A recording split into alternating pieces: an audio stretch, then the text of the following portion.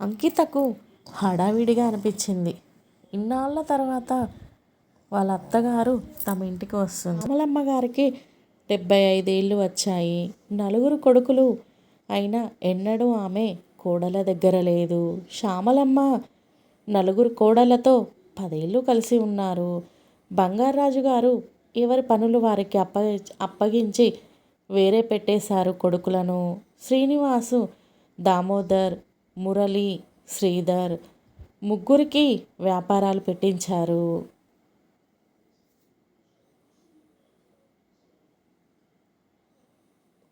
శ్రీధర్ మాత్రం జాబ్ చేస్తూ హైదరాబాద్లో ఉంటున్నాడు.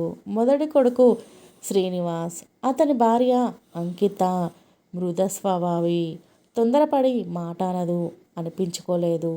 రెండవ కొడుకు దామోదర్, అతని భార్య ఆమని, తొందరపాటు మనస్తత్వం, అనగలదు, జయించగలదు. మూడవ కొడుకు మురళి, భార్య ఇందుమతి, అయినింటి పిల్ల, అన్నీ తెలిసి మసులుకుంటుంది. బంగారాజు గారు చనిపోయాక శ్యామలమ్మ గారిని కొడుకులు రమ్మన్నా ఆమె రాలేదు.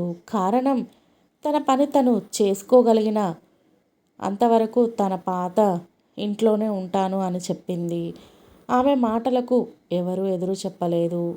ఇన్నాళ్ళ తర్వాత తన కొడుకులకి కోడళ్ళు వచ్చాక వారి ఇళ్లల్లో తలకో నెల ఉంటూ కాలం గడపాలని నిర్ణయించుకున్నారు. ఆమె పెద్ద కొడుకు ఇంటికి బయలుదేరింది. అదే ఊరు వస్తున్న తమ పక్కింటి వాళ్ళ మనవడితో శ్యామలమ్మ బయలుదేరింది. ఆమెకు దైవభక్తి ఎక్కువ.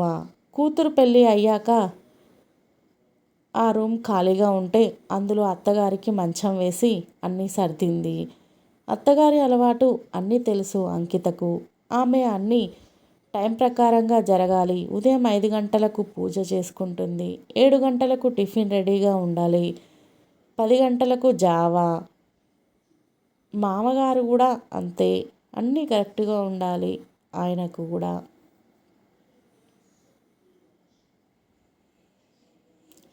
అలానే చేసేవాళ్ళు శ్యామల తర్వాత ఆ రోజులలో. కానీ కాలం మారింది. ఇప్పటి పిల్లలు 8 గంటలకు కానీ నిద్రలేవడం లేదు. అన్నీ తనే చేయవలసి వస్తుంది. శ్రీనివాసు గారి తండ్రి పద్ధతి, ఆయనకు అన్ని టైం ప్రకారం జరగాలి. అందుకే అంకిత ఉదయాన్నే లేచి అన్ని సమయానుకూలంగా అమర్చుతూ ఉంటుంది. అత్తగారి పట్ల ఆమెకి ఉన్న గౌరవం ఆమెని అన్నీ ఆలోచింప చేస్తుంది. అత్తగారిని చూడగానే ఎందుకో కళ్ళు చెమర్చాయి అంకితకు. పచ్చని రంగులో మగ్గిన మామిడి పండులాగా ఉంది. ఎంతో శుభ్రమైన ఆమెకు అత్తగారి పాదాలకు నమస్కరించుకుంది అంకిత. అంకిత, ఎలా ఉన్నారమ్మా అంటూ కూర్చుంది ఆమె. కుశల ప్రశ్నలు అన్నీ అయ్యాయి. పిల్లలేరి? చైతన్య, వాడి భార్య శ్రావ్య, అబ్బాయి షాప్కి వెళ్ళాడపోయాడా అంటున్న అత్తగారి మాటలకు, మీరు వస్తున్నారని ఏవో తేవాలి, మా అమ్మకు ఇష్టమైనవి అనుకుంటూ వెళ్ళారు మీ అబ్బాయి అని నవ్వింది అత్త. చేతు గది తలుపులు కొట్టింది అంకిత. ఏంటమ్మా?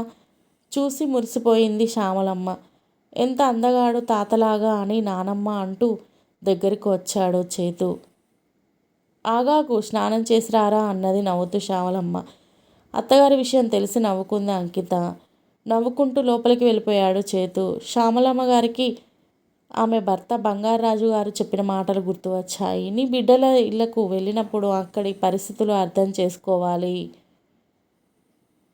అని.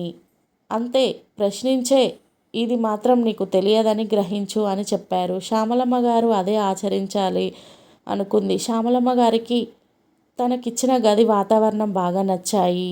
అవును, కోడలు చాలా పరిశుభ్రంగా ఉంటుంది. ఎక్కడివి అక్కడ అమరుస్తుంది. దేవుడి పటాలు, సామాన్లు, ఎత్తు పీట అన్నీ అమర్చింది. తనకే లోటు లేదు. ఒక పక్కనే అలమారులో కొబ్బరి నూనె, దువ్వెన, వాడుకునే సబ్బు, టూత్పేస్టు కావలసినవన్నీ పక్కగా పెట్టింది. కిటికీలో నుండి బయటకు చూస్తే అన్ని చెట్లు అందంగా కనిపిస్తున్నాయి. రోజు ఈ టైంకి రామకోటి రాసుకుంటుంది. అత్తగారికి రాగి జావా తీసుకొచ్చి ఇచ్చింది అంకిత. అమ్మ అంకిత, నీ పనులు నువ్వు చూసుకో తల్లి, ప్రత్యేకంగా నాకేమీ వచ్చేయొద్దు. మీరు తినేవే చేసి పెట్టు, కాస్త కారాలు ఉప్పు తగ్గించి అంతే, శ్రమ పెట్టుకోవద్దు అని చెప్పింది. నాకేం పని అత్తయ్య, మీకు కావాలనే అడగండి నవ్వుతూ చెప్పాను అంకిత.